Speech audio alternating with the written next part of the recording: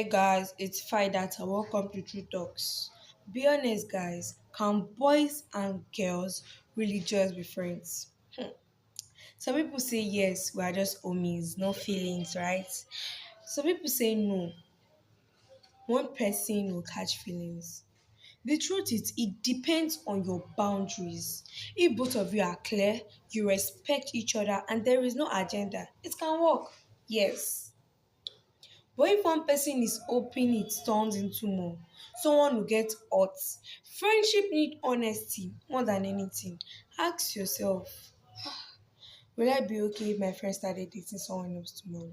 If the answer make your chest feel tight, then it was never just friends. Team yes or team no?